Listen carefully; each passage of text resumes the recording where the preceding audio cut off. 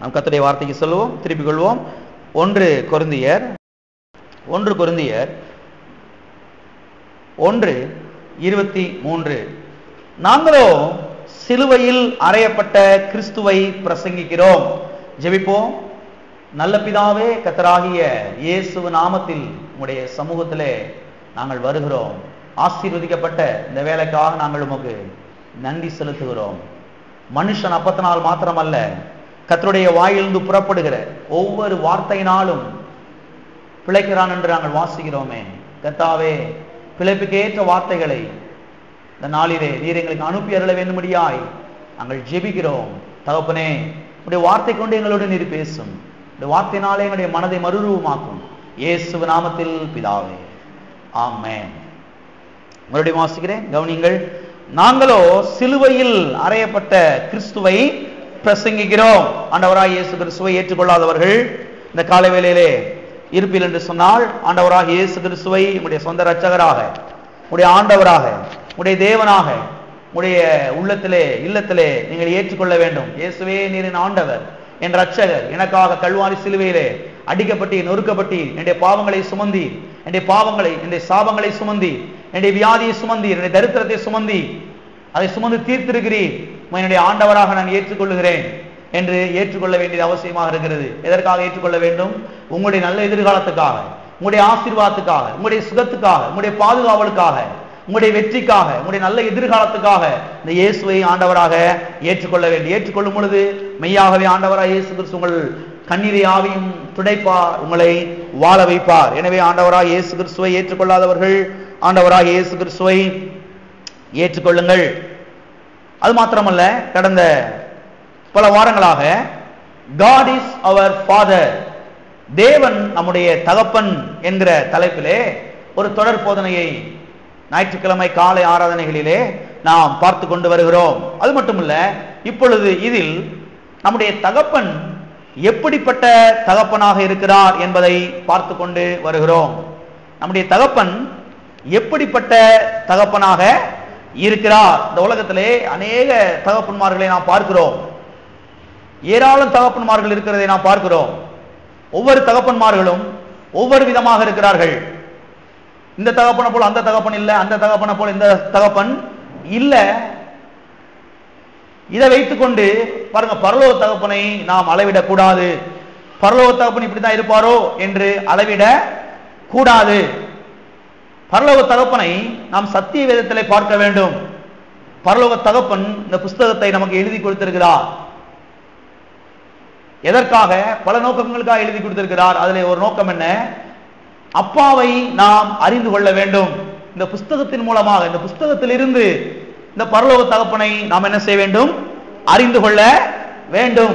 அறிந்து கொள்ளும் பொழுதுதான் நம்முடைய வாழ்க்கை பிரகாசமுள்ள வாழ்க்கையாக, செழிப்புள்ள வாழ்க்கையாக, ஆரோக்கியமுள்ள வாழ்க்கையாக, வெற்றி உள்ள வாழ்க்கையாக அது மாறும்.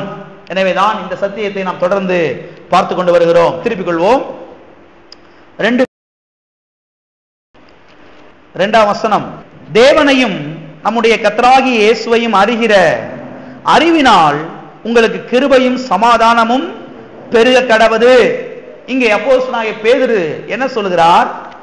பிதாவாகிய தேவனையும் கர்த்தராகிய இயேசுவையும் அறிகிற அறிவின் மூலமாகத்தான் நமக்கு கிருபையும் சமாதானமும் பெருகுகிறது என்று சொல்கிறார்.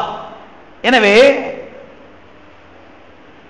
ஏன் நம்முடைய தகப்பனை நாம் அறிந்து கொள்ள வேண்டும் என்றால், நம்முடைய தகப்பனை அறிகிற அறிவின் மூலமாகத்தான் அவருடைய பிள்ளைகளாகிய நமக்கு கிருபை பெருகுகிறது, சமாதானம் பெருகுகிறது, சுகம் பெருகுகிறது, ஆரோக்கியம் பெருகுகிறது, வெற்றி பெருகுகிறது, பாதுகாவல் பெருகுகிறது, ஐஸ்வர்யம் பெருகுகிறது, ஞானம் பெருகுகிறது, தீர்க்காயுசு பெருகுகிறது, எல்லா விதமான ஆசீர்வாதங்களும் நம்முடைய வாழ்க்கையிலே பெருகுகிறது. எனவேதான் ஒவ்வொரு நாளும் அப்பாவை அறிகிற அறிவுக்காக நீங்கள் ஜெபிக்க வேண்டும். எதற்காக ஜெபிக்கிறீர்களோ, ஜெபிக்கவில்லையோ, இதற்காக அதிகமாய் ஜெபிக்க வேண்டும். எத்தனை பேருக்காக ஜெபிக்கிறீர்கள்? ஆமென். எல்லாரும் கரங்களை வைத்து சொல்லுவோம்.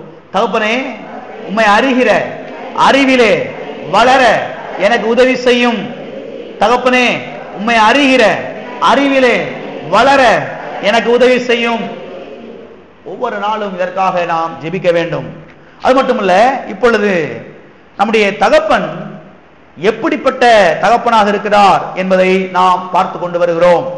இதில் முதலாவதாக நம்முடைய தகப்பன் நல்ல தகப்பன் என்பதை நாம் பார்த்தோம். இரண்டாவதாக நம்முடைய தகப்பன் அன்பின் தகப்பன் என்பதை நாம் பார்த்தோம். மூன்றாவதாக நம்முடைய தகப்பன் இரக்கங்களின் தகப்பன் என்பதை நாம் பார்த்தோம். நான்காவதாக நம்முடைய தகப்பன் ஜோதிகளின் தகப்பன் என்பதை நாம் பார்த்தோம். ஐந்தாவதாக நம்முடைய தகப்பன் தயவின் தகப்பன் என்பதை நாம் பார்த்தோம். ஆறாவதாக நம்முடைய தகப்பன் போஷிக்கிற தகப்பன் என்பதை நாம் பார்த்தோம். ஏழாவதாக நம்முடைய தகப்பன் சம்பூரணத்தின் தகப்பன் என்பதை நாம் பார்த்தோம். அது மட்டுமல்ல, இன்றைக்கு எட்டாவதாக எதை பார்க்க போகிறோம் என்றால், பொய்யுரையாத தகப்பனை குறித்து நாம் பார்க்க போகிறோம். பொய்யுரையாத தகப்பன், நம்முடைய தகப்பன் பொய்யுரையாத தகப்பனாக இருக்கிறார். எல்லாரும் கரங்களை வைத்து சொல்லுவோம், என்னுடைய தேவன் பொய்யுரையாதவர், என்னுடைய தகப்பன் பொய்யுரையாதவர். வாசிப்போம் எபிரேயருக்கு எழுதின நிருபம், எபிரேயர் 6:18. நமக்கு முன் வைக்கப்பட்ட நம்பிக்கையை பற்றி கொள்ளும்படி அடைக்கலமாய் ஓடி வந்த நமக்கு 2 மாறாத விசேஷங்களினால் நிறைந்த ஆறுதல் உண்டாகும்படிக்கு எவ்வளவேனும் பொய்யுரையாத தேவன் அப்படி செய்தார். எவ்வளவேனும் பொய்யுரையாத தேவன். இந்த வசனத்தின் கடைசி பகுதியை நாம் பார்க்கும் பொழுது இந்த வசனம் சொல்லுகிறது, நம்முடைய தேவன் எவ்வளவேனும் பொய்யுரையாத தேவன் என்று. பொய்யுரையாத தேவன் என்றால் பொய் சொல்லாதவர் என்று அர்த்தம். எனவே பொய்கள் நிறைந்த இந்த உலகத்திலே பொய்யே சொல்லாத ஒருவர் இருப்பார் என்றால் அவர் நம்முடைய தகப்பன், அவர் நம்முடைய தேவன். நம்முடைய தேவன் எவ்வளவேனும் பொய்யுரையாத தேவனாக இருக்கிறார். எள்ளளவு கூட பொய்யுரையாத தேவனாக இருக்கிறார். அது மாத்திரமல்ல, எவ்வளவு வேணும் என்றால் தூசி அளவு கூட, ஒரு முடியளவு கூட பொய்யே சொல்லாதவர் என்று அர்த்தமாகும். எனவே நம்முடைய தகப்பன் இன்னார் என்பதை நாம் புரிந்து கொள்ளும் போதுதான் அது நமக்கு லாபத்தை கொண்டு வரும், அது நமக்கு ஆசீர்வாதத்தை கொண்டு வரும், அது நமக்கு சுகத்தை கொண்டு வரும். அது மாத்திரமல்ல, அப்பொழுதுதான் அவரை நாம் 100% நம்ப முடியும். இல்லை என்றால் அவர் நம்ப முடியாது. எவ்வளவேனும் பொய்யுரையாத தேவன். மறுபடியும் கரங்களை வைத்து சொல்லுவோம், என்னுடைய தேவன் எவ்வளவேனும் பொய்யுரையாத தேவன். எவ்வளவு சந்தோஷமா இருக்குது, எவ்வளவு நம்பிக்கையா இருக்குதுங்க. இந்த உலகத்துல எங்க பார்த்தாலும் பொய், புருஷனும் பொய், மனைவியும் பொய், அப்பாவும் பொய், பிள்ளையும் பொய், எல்லாம் எங்க பார்த்தாலும் பொய் தான். ஆனா பொய்யுரையாத தேவன், பொய்யுரையாத தகப்பன் அவர் இருக்கிறார். இதை நாம் பார்க்கும் பொழுது நமக்கு அவ்வளவு பெரிய நம்பிக்கையாக இருக்கிறது. இவரை 100% என்ன செய்யலாம், விசுவாசிக்கலாம். 100% அவரை சார்ந்து கொள்ளலாம், 100% அவரை நம்பலாம். ஏன்னா இவர் பொய்யே சொல்லாதவர், எவ்வளவேனும் பொய்யுரையாத தேவன் என்று எழுதப்பட்டிருக்கிறது. வாசிப்போம் தொடர்ந்து. 23ஆம் அதிகாரம். பொய் சொல்ல தேவன் ஒரு மனிதன் அல்ல, மனம் மாற அவர் ஒரு மனுபுத்திரனும் அல்ல. அவர் சொல்லியும் செய்யாதிருப்பாரா? அவர் வசனித்தும் நிறைவேற்றாதா இருப்பாரா? கவனிங்கள், இங்கே சொல்லப்பட்டிருக்கிறது, பொய் சொல்ல தேவன் ஒரு மனிதன் அல்ல. அப்ப மனுஷன் என்றாலே அவன் பொய் சொல்லக்கூடியவன் தான். ஆனால் தேவனோ பொய் சொல்லாதவர். ஏனென்றால் சத்தியவேதம் சொல்கிறது அவர் சத்தியபரர் என்று. அவர் சத்தியபரர். எனவே அவர் வாயில் பொய்யே வராது, அவர் வாயில் சத்தியம்தான் வரும். எத்தனை கவனிக்கிறீங்க? பொய் சொல்ல தேவன் ஒரு மனிதன் அல்ல, தேவன் பொய் சொல்லாதவர். அது மட்டுமல்ல, கர்த்தர் ஒரு நாளும் நம்மை பார்த்து இவ்வாறு சொல்ல மாட்டார். எவ்வாறு சொல்ல மாட்டார்? மகனே, தெரியாம சொல்லிட்டேன்பா, இன்னைக்கு எங்க பார்த்தாலும் தெரியாம சொல்லிட்டேன், கர்த்தர் என்னைக்கா இப்படி சொல்லியிருக்கிறாரா? தெரியாம சொல்லிட்டேன்பா, வாய் வளர சொல்லிட்டேன்பா, வாய் பிரசகா சொல்லிட்டேன், மன குழப்பத்துல சொல்லிட்டேன், ஏதோ டென்ஷன்ல பேசிட்டேன். ரொம்ப அமைதியா இருக்கிறீங்களா? டென்ஷன்ல பேசிட்டேன், சுயநலவை இழந்து நான் சொல்லிட்டேன். இந்த ஒரு முறை மன்னிச்சுக்க தம்பி, கோச்சுக்கிறார் அப்பாவை அப்படின்னு சொல்லி என்னைக்காவது உங்கள்கிட்ட சொல்லியிருக்கிறாரா? அப்படி சொன்னதாக வேதத்தில் எங்கேயாவது இருக்கா? அவர் சொல்ல மாட்டார். ஏனென்றால் அவர் நம்மை போன்ற ஒரு மனிதன் அல்ல, அவர் சத்தியபரர். அவர் சொன்னால் சொன்னதுதான், அது மாறவே மாறாது. எனவே அவர் வாயிலிருந்து ஒரு வார்த்தை வருமானால் அது பொய்யா இருக்காது, அது சத்தியமாகத்தான் இருக்கும். ஆமென். அவர் வாயில் பொய் வரவே வராது. அவர் வாயில் ஒரு வார்த்தை வந்துருச்சுன்னா அது பொய்யா இருக்காது, அது சத்தியமாகத்தான் இருக்கும். அது நிச்சயமாய் நிறைவேறும், அது நிச்சயமாய் நிறைவேறும். எனவேதான் பாருங்க, அவரை 100% நாம் நம்பலாம். அவருடைய வார்த்தைகளை நாம் 100% நம்பலாம். இன்னைக்கு பாருங்க, மனுஷனுடைய வார்த்தையை நம்ப முடியாது.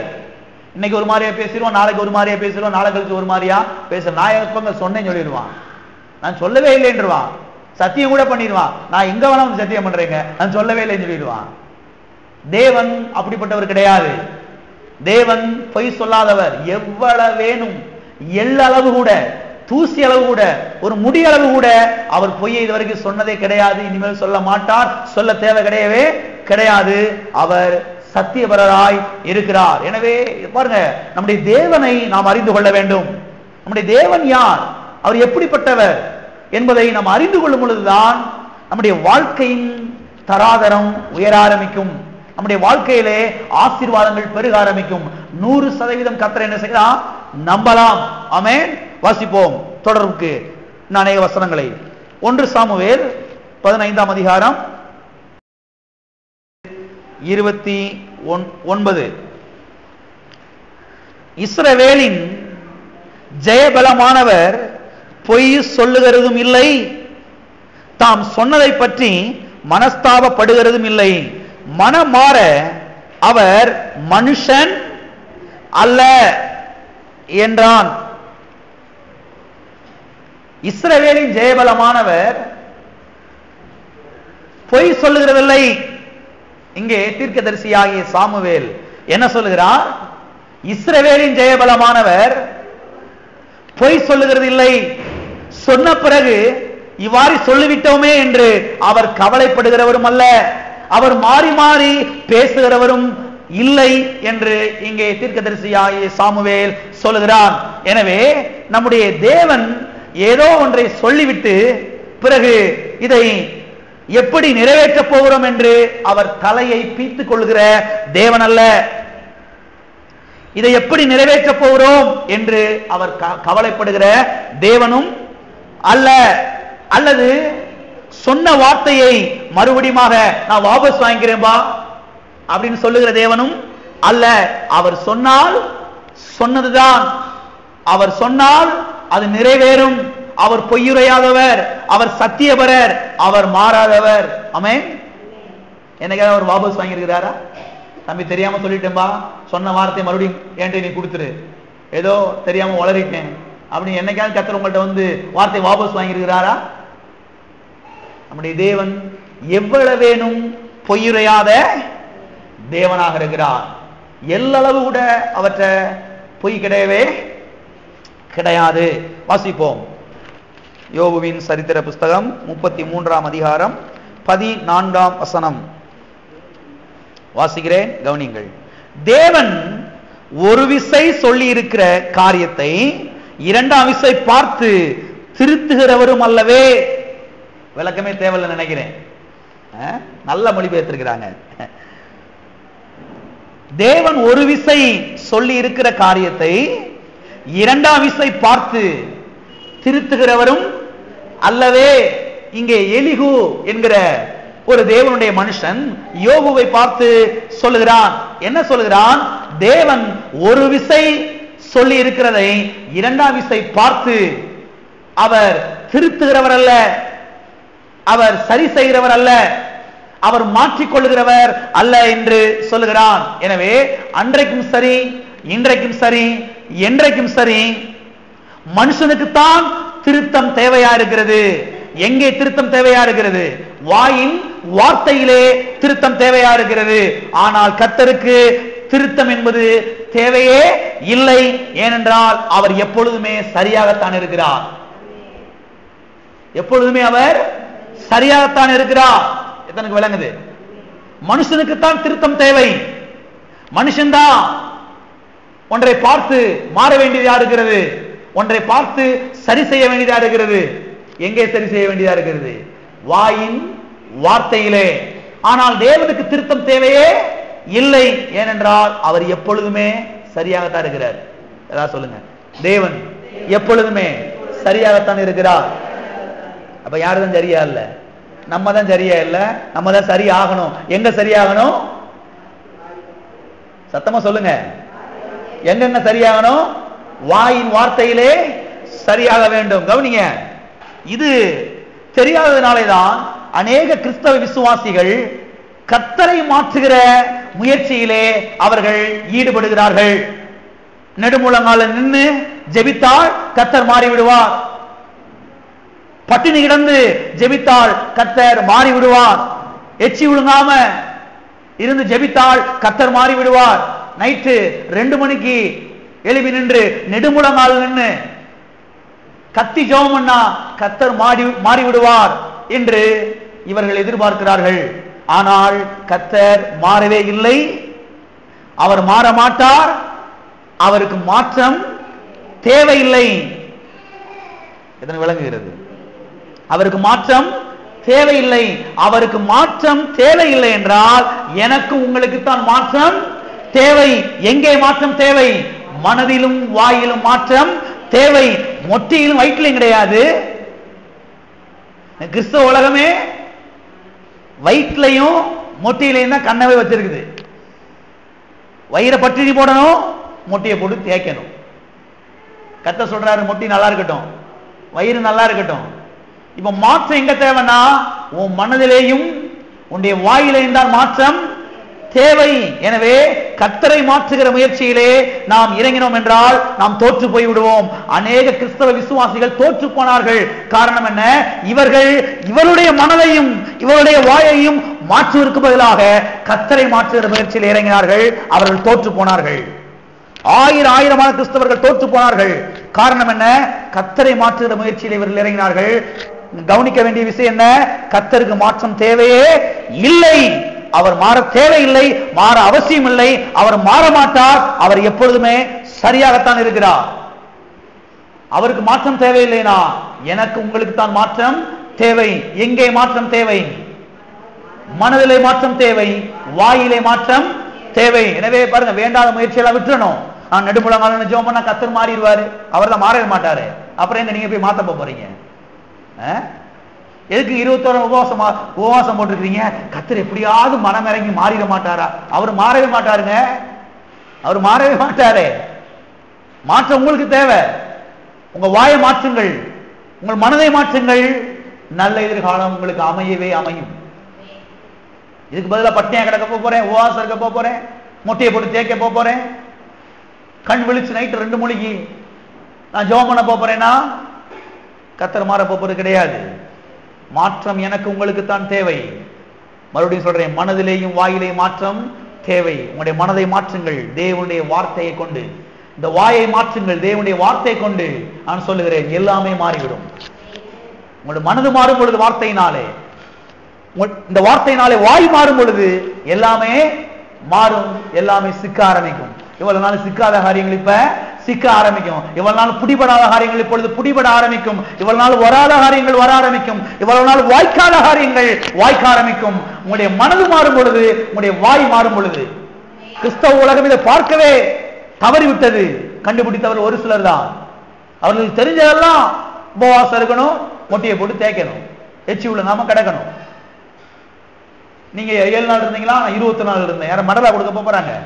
அவர் 7 நாள் இருந்தார், ஒரு 21 நாள் இருந்தார், மெடலா கொடுக்க போறாங்க யாரும். பரலோகத்துல போய் இவங்க நினைச்சிட்டு இருக்காங்க, வா 21 நாள் உபவாசம் இருந்தவளே வா மெடல் வாங்கிட்டு போ அப்படின்னு கர்த்தர் கொடுக்க போவார். இவங்க நினைச்சிட்டு இருக்காங்க. அதெல்லாம் மெடல்லாம் கொடுக்க மாட்டார். இதுக்கெல்லாம் மனது மாற வேண்டும், வாய் மாற வேண்டும். நீங்கள் யாரா இருக்கலாம், எந்த பின்னணியை சேர்ந்தவளா இருக்கலாம், எந்த சமுதாயத்தை சேர்ந்தவளா இருக்கலாம், நல்ல எதிர்காலம் உங்களுக்கு காத்திருக்கிறது. எப்பொழுது உங்களுடைய மனதையும் உங்களுடைய வாயையும் நீங்கள் இந்த வார்த்தை கொண்டு மாற்றும் பொழுது. ஆமென். எனவே கர்த்தரை மாற்றுகிற முயற்சியிலே இறங்காதீர்கள், நீங்கள் தோற்று போய்விடுங்கள். உங்களுடைய வாயையும் மனதையும் நீங்கள் மாற்றுங்கள். நல்ல எதிர்காலம் மெய்யாகவே உங்களுக்கு அமையும். ஆமென். எத்தனை பேர் இருக்கிறீங்க? எல்லாரும் சொல்லுவோம், என்னுடைய மனதிலேயும் என்னுடைய வாயிலேயும் மாற்றம் தேவை. எங்கே மாற்றம் தேவை? மனதிலே, வாயிலே. இது ஆழமாய் பதித்துக் கொண்டு போங்கள். வாயை சரிப்படுத்துங்கள். வேண்டாதெல்லாம் பேசாதீங்க, வேண்டாதெல்லாம் சிந்திக்காதீங்க. வேண்டாத எப்பொழுது பேசாம இருக்க போறீங்க, வேண்டாத எப்பொழுது சிந்திக்காம இருக்க போறீங்க. தேவனுடைய வார்த்தை வாயில வச்சு பேசினீர் என்று சொன்னால் வேண்டாத வார்த்தைகள் ஆட்டோமேட்டிக்கா வாயை விட்டு வெளியே போயிடும்.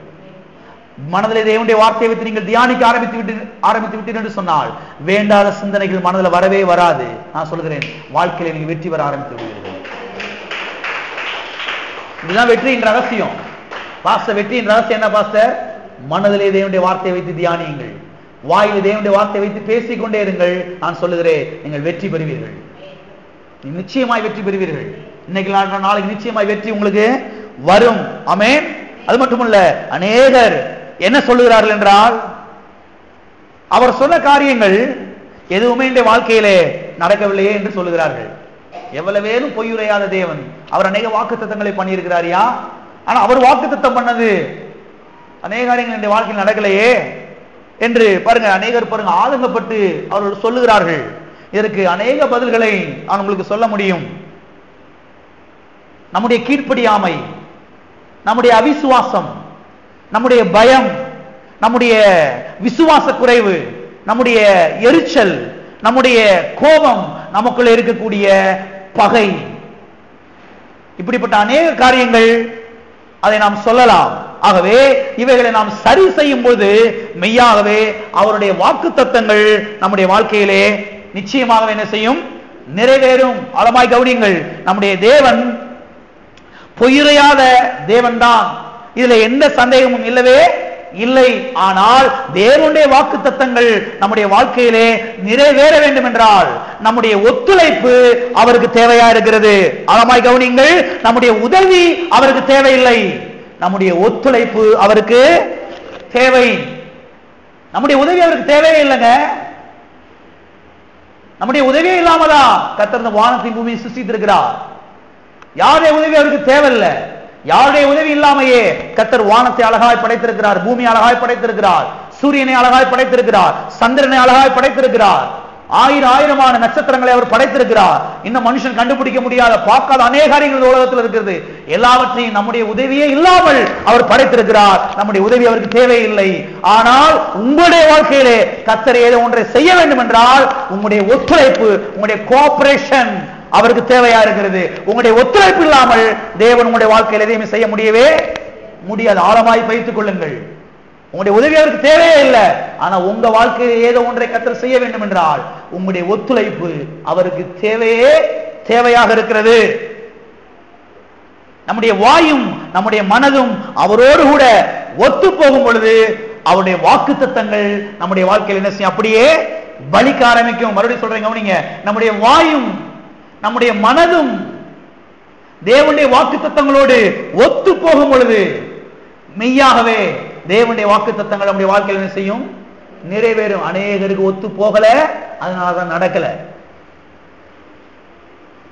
அநேக கிறிஸ்தவருடைய கேள்விகளுக்கு பதில் இதுதான். ஏயா எனக்கு அது நடக்கல, ஏயா எனக்கு இது நடக்கல, நான் என்னென்னமோ செய்யறையா, ஒன்னும் நடக்க மாட்டேங்குது. கவனிங்கள்.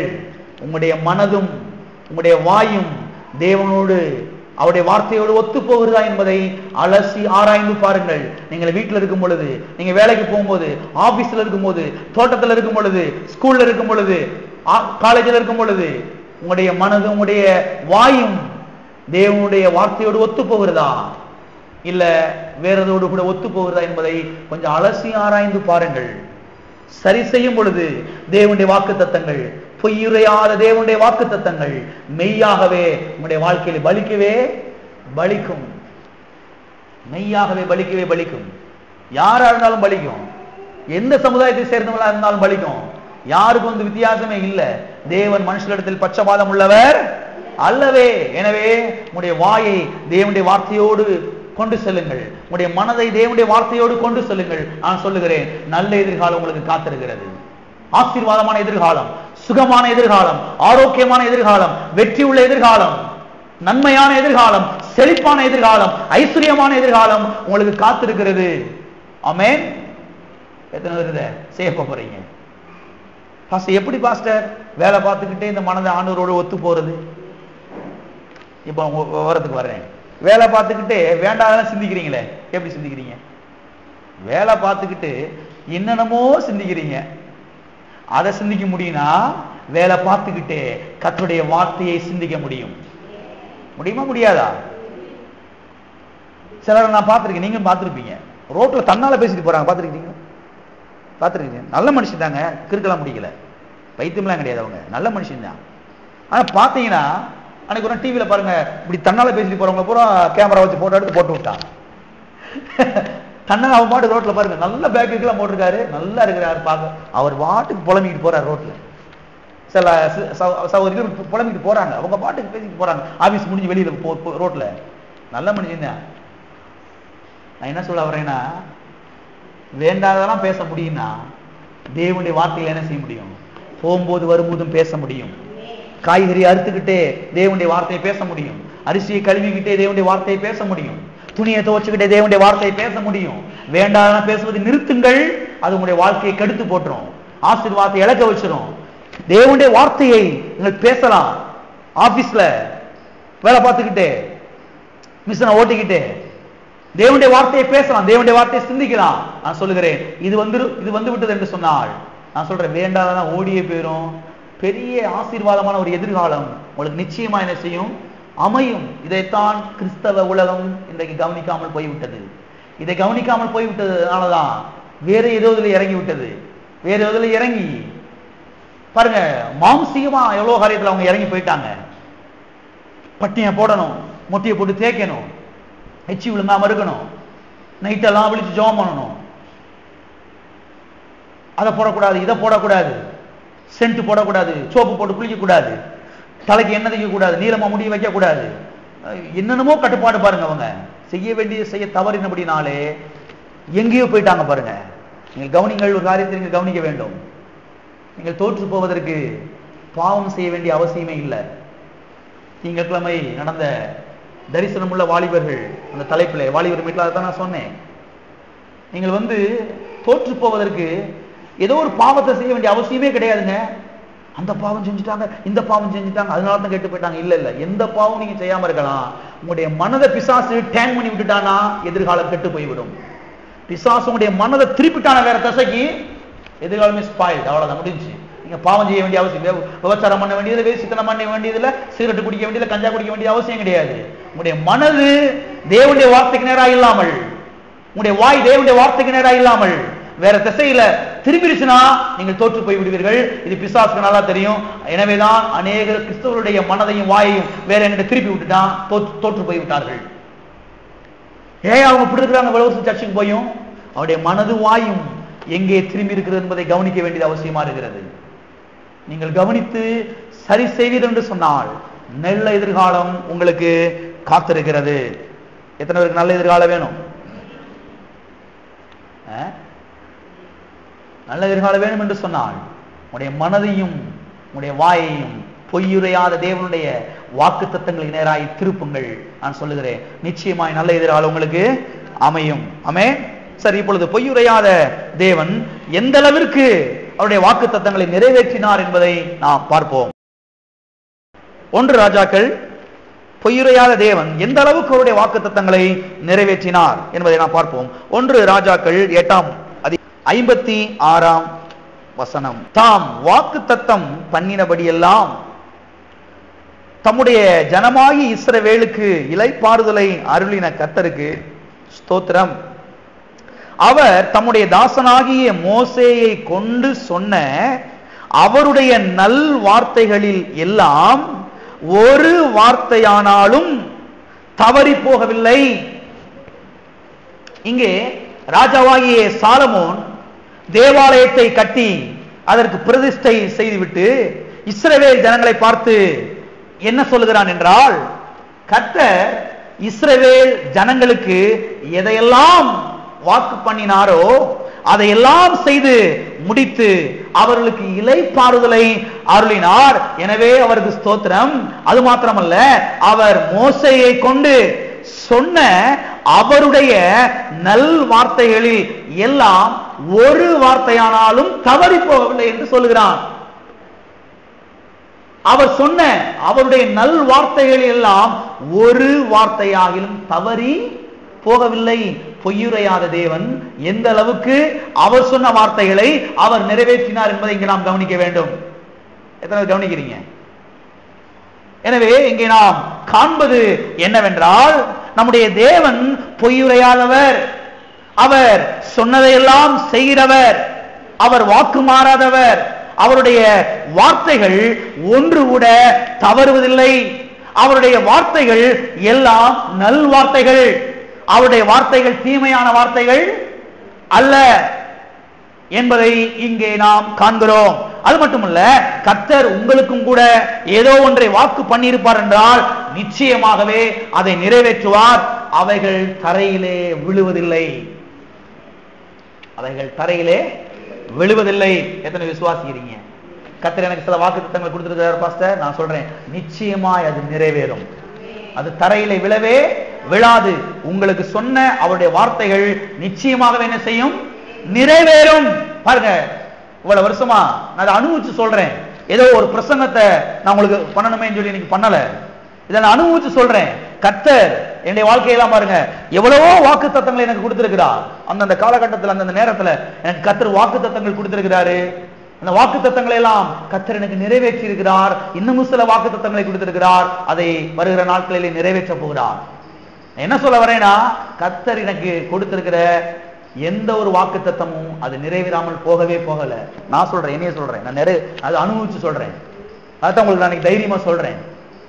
நீங்க சாலமோன் சொல்றான், மோசேயை கொண்டு இஸ்ரவேல் மக்களுக்கு அவர் சொன்ன நல் வார்த்தைகள் எல்லாம் ஒரு வார்த்தையாகிலும் தவறி போகவில்லை. அது எல்லாம் நிறைவேறினது, அதை நிறைவேற்றினார் என்று சொல்லுகிறார். நீங்க நான் சொல்றேன், கர்த்தர் எனக்கு கொடுத்த வாக்கு தத்தங்களை எல்லாம் கர்த்தர் எனக்கு நிறைவேற்றி இருக்கிறார், நிறைவேற்றி கொண்டு வருகிறார். நான் சொல்லுகிறேன், உங்களுக்கு கர்த்தர் உங்களுக்கு, உங்களுடைய குடும்பத்துக்கு, உங்களுடைய பிள்ளைகளுக்கு ஏதோ ஒரு வாக்கு தத்தத்தை கொடுத்திருப்பார் என்று சொன்னார். நான் சொல்லுகிறேன், நிச்சயமா அதை நிறைவேற்றுவார், அதை நிறைவேற்றாமல் விட மாட்டார்.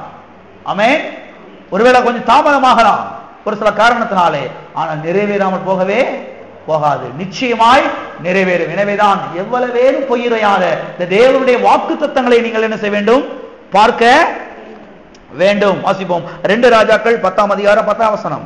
ஆதலால் கர்த்தர் ஆகாபின் குடும்பத்தாருக்கு விரோதமாக சொன்ன கர்த்தருடைய வார்த்தைகளில் ஒன்றும் தரையிலே விழவில்லை என்பதை அறிந்து கொள்ளுங்கள்.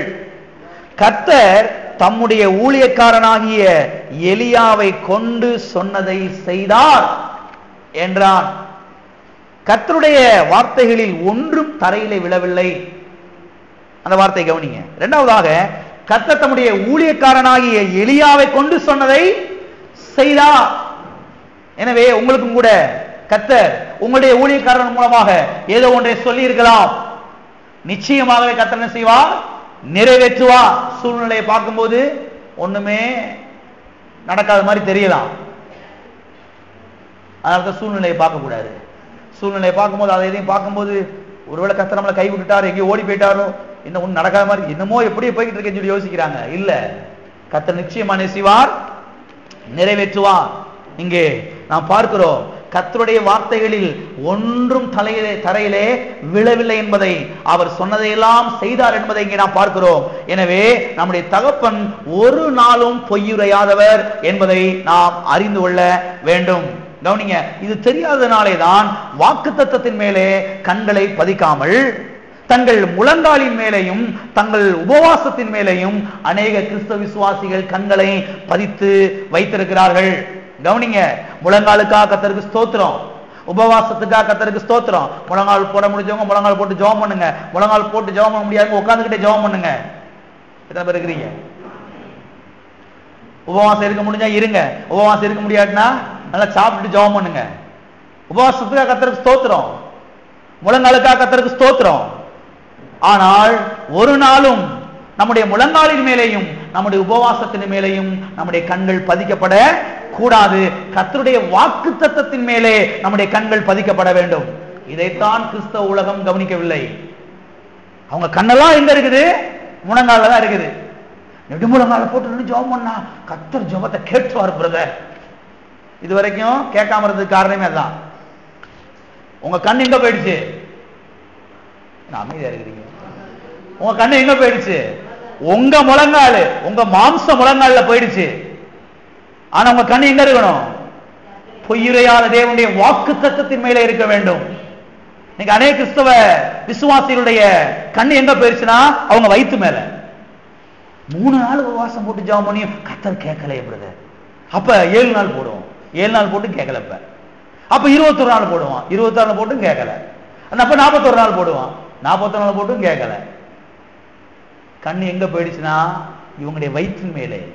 கர்த்தர் சொல்றாரு, உன் கண்ணை உன் வயிற்று மேல வைக்காத, என் வாக்கு தத்தத்தின் மேலே வை.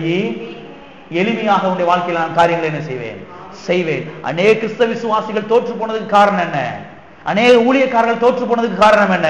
அவருடைய கண்கள் அவருடைய முழங்கால் மேலேயும் அவருடைய வயிற்றின் மேலே தான் இருக்கிறது, வாக்கு தத்தத்தின் மேலே இல்லை. பரிதாபம், பரிதாபம். வாழாமல் தாழ்ந்து போனார்கள். தேவனுடைய பிள்ளைகளே, நாம் கவனிக்க வேண்டியது என்னவென்றால் நம்முடைய கண்கள் கர்த்தருடைய வாக்கு தத்தத்தின் மேலே என்ன செய்ய வேண்டும்? இருக்க வேண்டும். மறுபடியும் சொல்றேன், முழங்காலுக்காக கர்த்தருக்கு ஸ்தோத்திரம், உபவாசத்துக்காக கர்த்தருக்கு ஸ்தோத்திரம். உபவாசம் இருக்க முடிஞ்சவங்க இருங்க. முழங்கால் போட்டு ஜெபம் பண்ண முடிஞ்சவங்க ஜெபம் பண்ணுங்க. முடியாதவங்க உட்காந்துக்கிட்டு ஜெபம் பண்ணுங்க. நல்லா சாப்பிட்டு ஜெபம் பண்ணுங்க. கர்த்தர் ஒன்று அடிச்சு போட்டுற மாட்டார் உங்களை.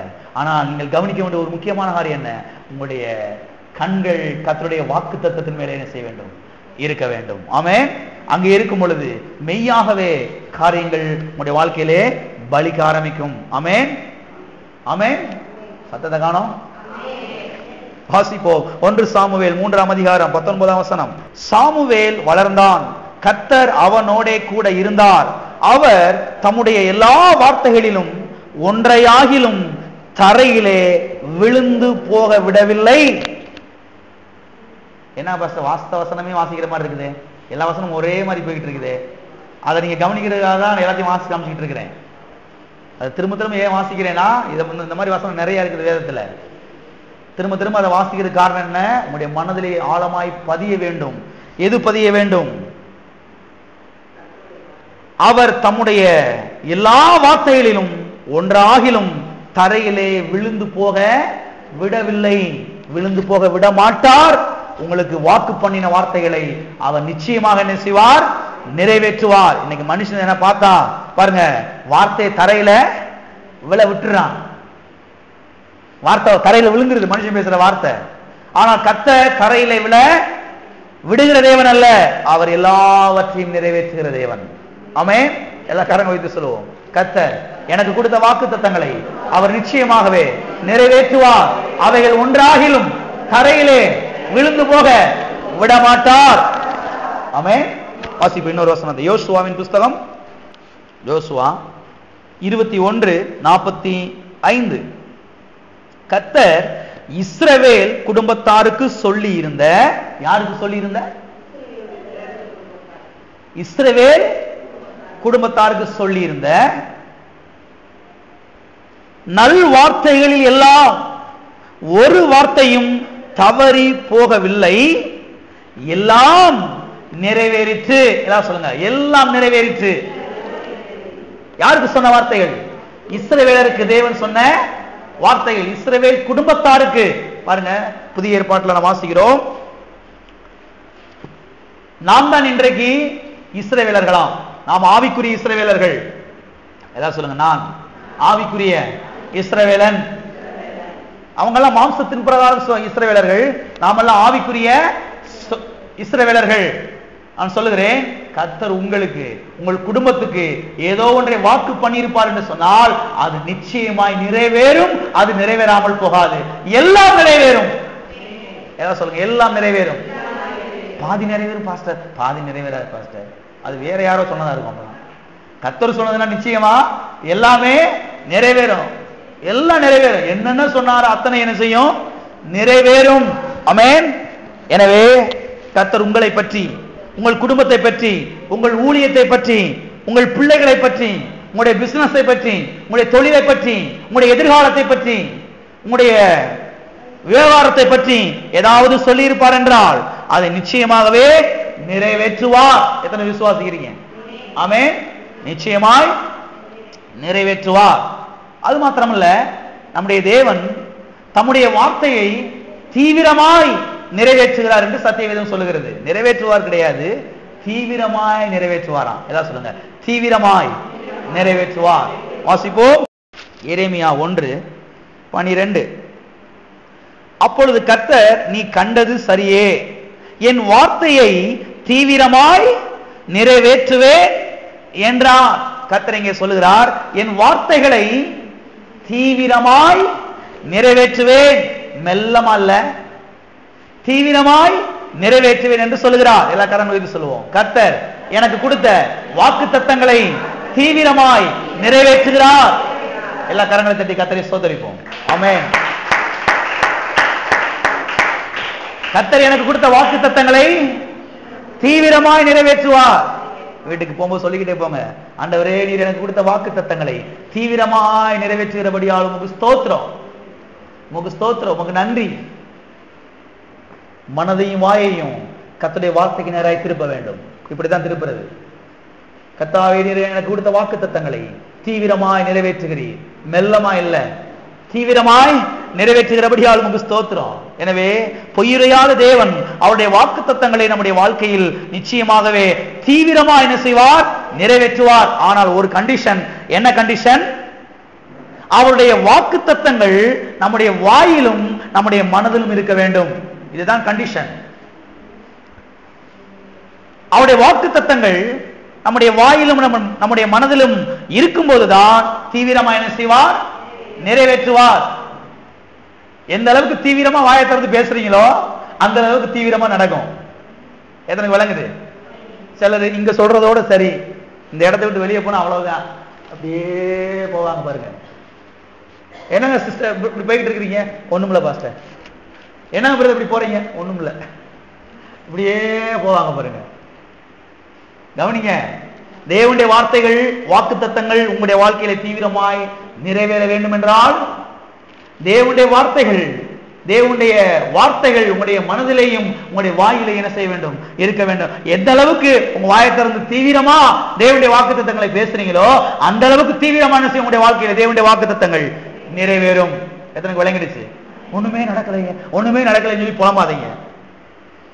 எந்த அளவுக்கு தீவிரமா பேசுறீங்களோ அந்த அளவுக்கு தீவிரமா என்ன செய்யும்? நடக்கும். தீவிரமா பேசுங்க. பக்கத்துல கையை பிடிச்சு சொல்லுங்க. முகத்தை பார்த்து சிரிச்ச முகத்தோடு சொல்லுங்க. அலுவனி முகத்தோடு சொல்லாதீங்க, சிரிச்ச முகத்தோடு சொல்லுங்க.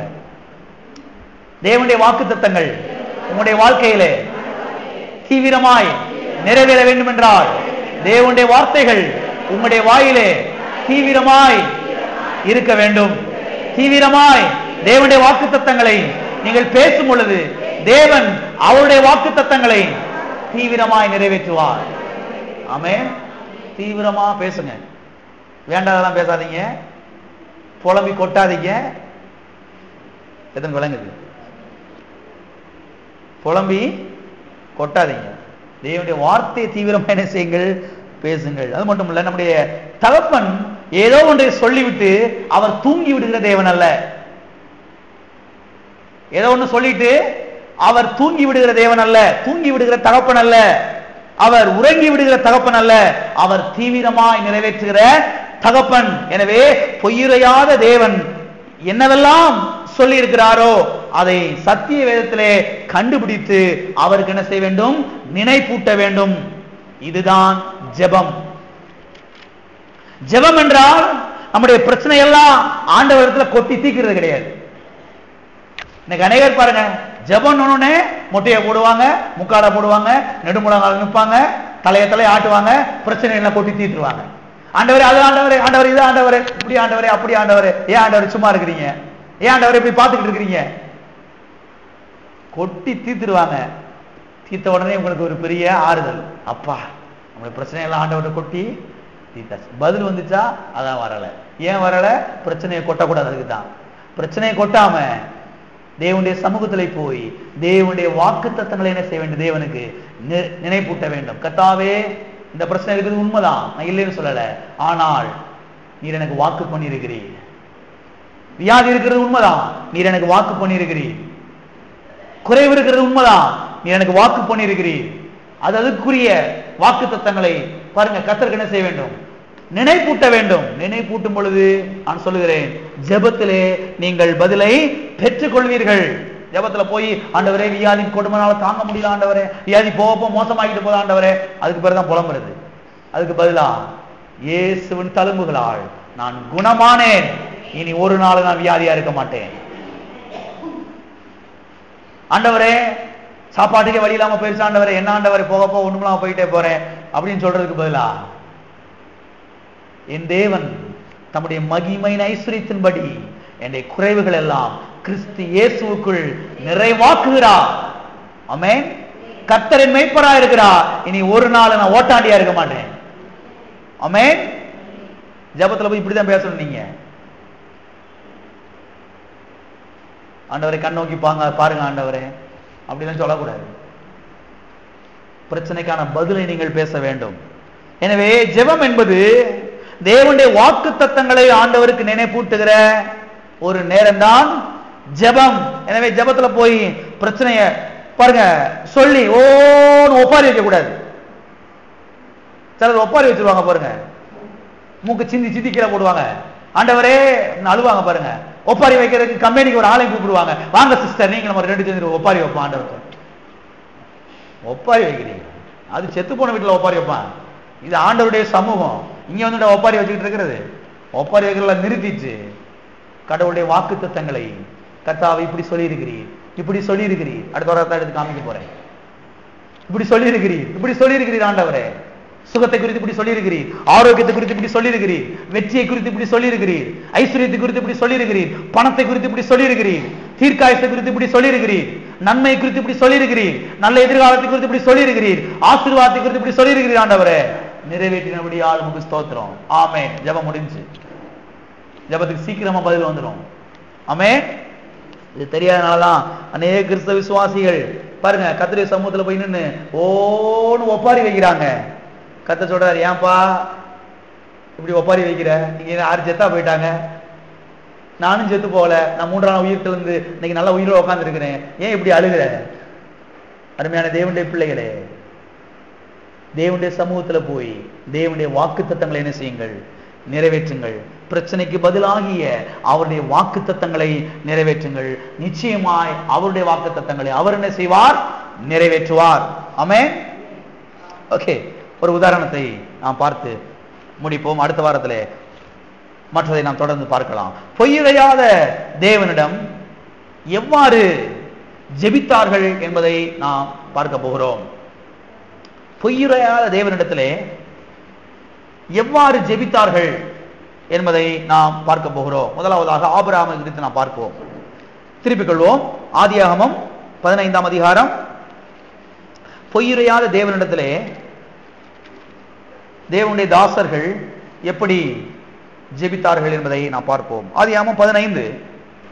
அவர் அவனை வெளியே அழைத்து, வானத்தை அண்ணாந்து பார், நட்சத்திரங்களை என்ன உன்னாலே கூடுமானால் அவைகளை என்ன என்று சொல்லி, பின்பு அவனை நோக்கி, உன் சந்ததி இவ்வண்ணமாய் இருக்கும் என்றார். இங்கே ஆபிரகாமை குறித்து பார்க்கிறோம். ஆபிரகாமுக்கும் சாராளுக்கும் ஒரு பிள்ளை கூட இல்லை. ஆனால் கர்த்தர் அவனுக்கு வாக்கு பண்ணினார். என்ன வாக்கு பண்ணினார்? உன் சந்ததி இவ்வண்ணமாயிருக்கும். எவ்வண்ணமாயிருக்கும்? வானத்து நட்சத்திரங்களைப் போல இருக்கும் என்று வாக்கு பண்ணினார். என்ன வாக்கு பண்ணாரு? வானத்து நட்சத்திரங்களைப் போல இருக்கும் என்று வாக்கு பண்ணினார்.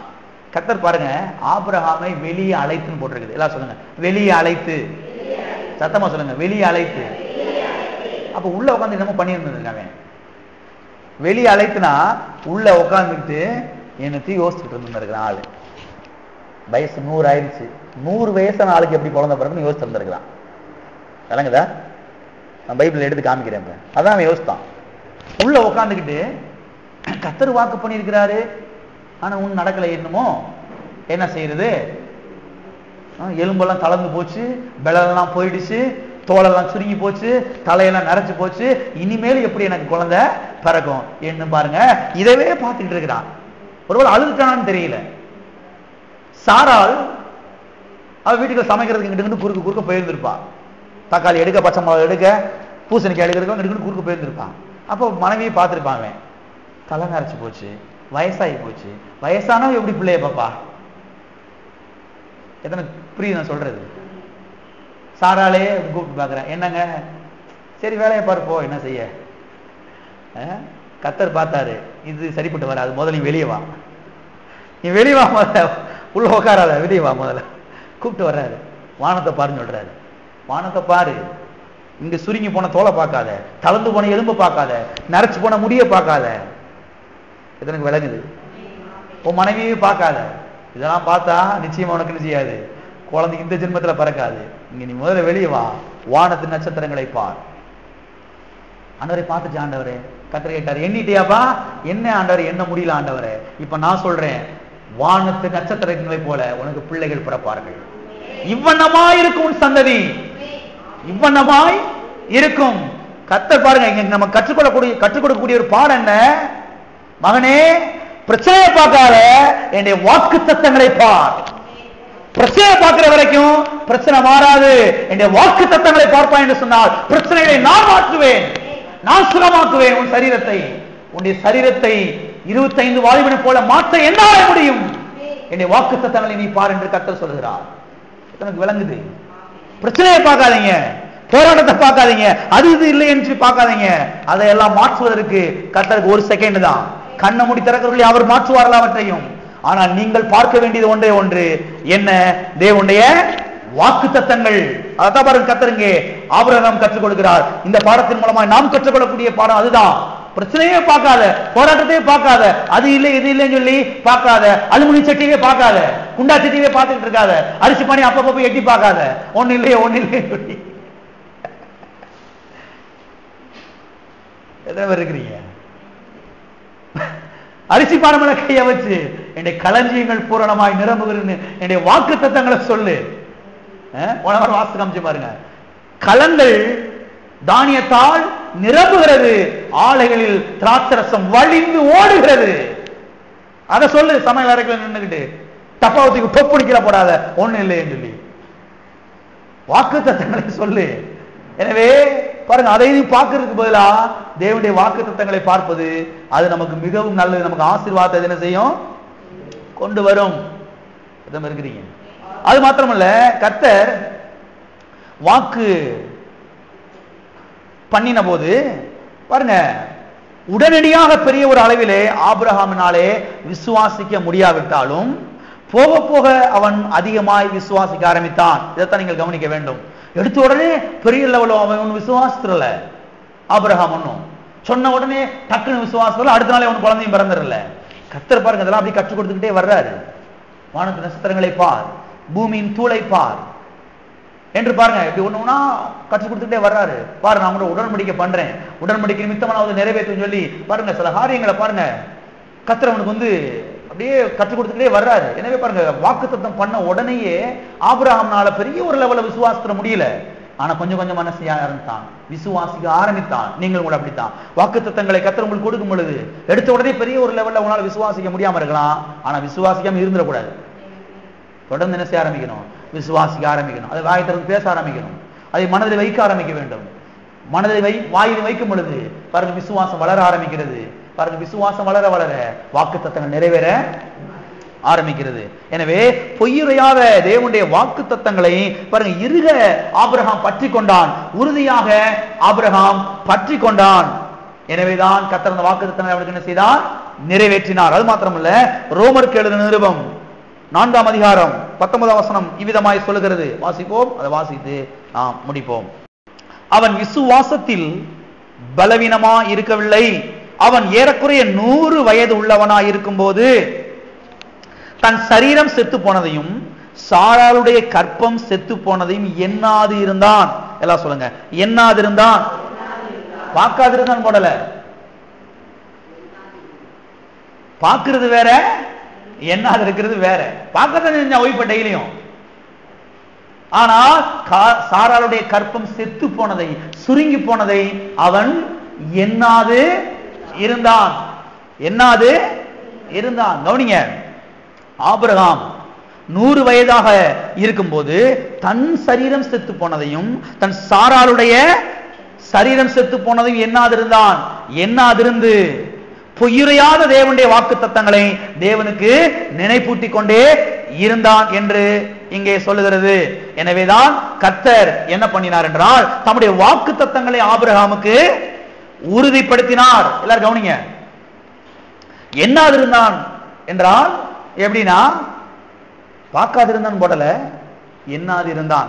ஏன்னா பார்க்காம இருக்க முடியாது. மனைவி எப்படி டெய்லி பார்க்காம இருக்க முடியும்? வீட்டில் சோறாக்குது, குழம்பு வைக்குது, துணியெல்லாம் துவைச்சு போடுது, வேலைக்காரவங்களுக்கெல்லாம் வேலை வாங்குது, பார்க்காம இருக்க முடியாது. மனைவி பார்க்கத்தான் செஞ்சான். ஆனா எண்ணாதிருந்தான். எதை எண்ணாதிருந்தான்? தலை நரைச்சு போனது எண்ணாதிருந்தான். முகமெல்லாம் சுருங்கி போனது எண்ணாதிருந்தான். தளர்ந்து போனது எண்ணாதிருந்தான். அது எப்படிங்க எண்ணாதிருந்தான்? அது எப்படி எண்ணாதிருக்க முடியும்? எப்படி எண்ணாதிருக்க முடியும்னா, அத வாக்குத்தத்தத்தை பார்த்துக்கிட்டு இருக்கிறானே டெய்லியும். எதை பார்த்துக்கிட்டு இருக்கிறான்? பொய்யுரையாத தேவனுடைய வாக்கு தத்தங்களை பார்த்துக்கிட்டு இருக்கிறான் இல்லையா? இதை பார்க்க பார்க்க பார்க்க பார்க்க அந்த நினைப்பு இல்லாம போச்சு. எந்த நினைப்பு? கற்பம் செத்து போன நினைப்பு இல்லாம போச்சு. சுருங்கி போனது அந்த நினைப்பு இல்லாம போச்சு. இப்ப எந்த நினைப்பு வந்துருச்சு? வானத்து நட்சத்திரங்களை போல கர்த்தர் குழந்தை கொடுத்துட்டாரு, அந்த நினைப்பு வந்துருச்சு. இப்ப நிறைய எத்தனைக்கு விளங்கிடுச்சு? உங்க லாங்குவேஜ்ல சொல்றேன், உங்க பாஷையில சொல்றேன், விளங்கு நினைக்கிறேன். எப்படி என்னாது இருந்தா, வாக்கு தத்தங்களை டெய்லியும் பார்க்க பார்க்க பார்க்க பார்க்க பார்க்க பார்க்க பார்க்க இப்ப இந்த நினைப்பே போச்சு. எந்த நினைப்பு போச்சு? எனக்கு குழந்தை பிறக்காதுன்ற நினைப்பு போச்சு. கற்பப்பை சுருங்கி போச்சுன்ற நினைப்பு போச்சு. வயசாகி போச்சு என்ற நினைப்பெல்லாம் போச்சு. குழந்தையை என்னுடைய மனைவினாலே பெற்றெடுக்க முடியும் என்கிற விசுவாசம் உள்ளே வந்து விட்டது. குழந்தை எனக்கு பிறக்கும், ஈசாக்கு பிறந்துட்டான் என்கிற நினைப்பு என்ன செஞ்சிருச்சு? வந்துருச்சு. எனக்கு விளங்குது. ஆமே. எனவேதான் நாம் எதை பார்க்க வேண்டும்? பொய்யுரையாத தேவனுடைய வாக்கு தத்தங்களை என்ன செய்ய வேண்டும்?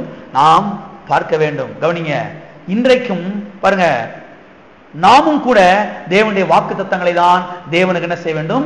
நினைப்பூட்ட வேண்டும்.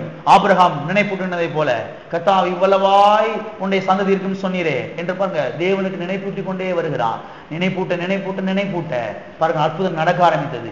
இதே போலத்தான் இன்றைக்கு நாமும் கூட தேவனுடைய வாக்கு தத்தங்களை தேவனுக்கு என்ன செய்ய வேண்டும்? நினைப்பூட்ட வேண்டும். தனியா இருக்கும் பொழுது வேண்டாதெல்லாம் பேசக்கூடாது, புலம்ப கூடாது, உளரக்கூடாது, கொட்டி தீக்க கூடாது. பிரச்சனை எல்லாம் இப்படி ஆண்டவரே அப்படி ஆண்டவன் சொல்லி அதெல்லாம் நிறுத்திச்சு பாருங்க, தேவனுடைய வாக்கு தத்தங்களை தேவனுக்கு நினைப்பூட்ட வேண்டும். கர்த்தாவே இப்படி சொல்லியிருக்கிறீரே முகு ஸ்தோத்திரம், விதமாய் சொல்லியிருக்கிறீரே முகு ஸ்தோத்திரம், இதை செய்வேன் சொல்லியிருக்கிறீரே முகு ஸ்தோத்திரம், இதை நிறைவேற்றுவேன் என்று சொல்லியிருக்கிறே ஸ்தோத்திரம், இதை நான் உனக்கு வாய்க்க செய்வேன் சொல்லியிருக்கிறீரே முகு ஸ்தோத்திரம்.